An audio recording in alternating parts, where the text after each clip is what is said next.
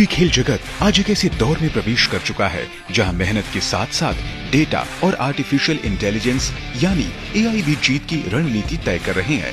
प्रशिक्षण से लेकर प्रतिभा पहचान, चोट प्रबंधन से लेकर प्रदर्शन विश्लेषण तक तकनीक खेल इकोसिस्टम की तस्वीर बदल रही है।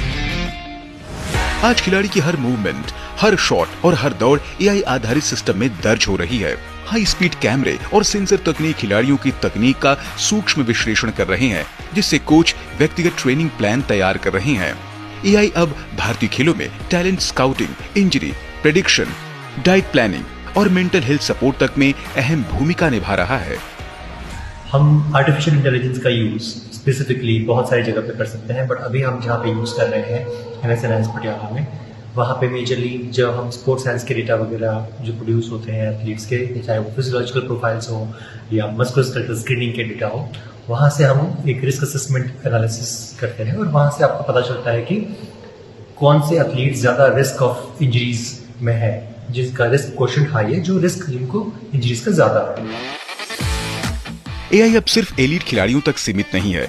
सरकार की खेलो इंडिया योजना के तहत देश भर में स्थापित खेलो इंडिया सेंटर्स में तकनीक आधारित प्रशिक्षण सुविधाएं विकसित की जा रही हैं।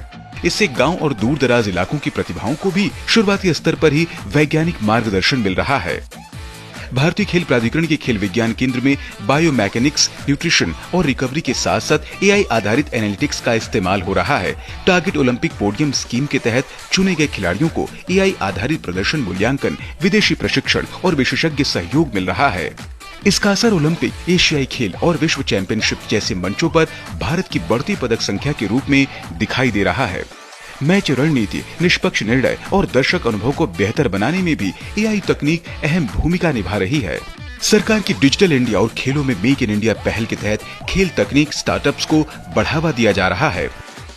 स्वदेशी वेरेबल डिवाइस, फिटनेस सॉफ्टवेयर और एनालिटिक्स प्लेटफॉर्म तैयार हो रहे हैं, जिससे आत्मनिर्भर भारत का सपना खेल जगत में भी साकार हो रहा है।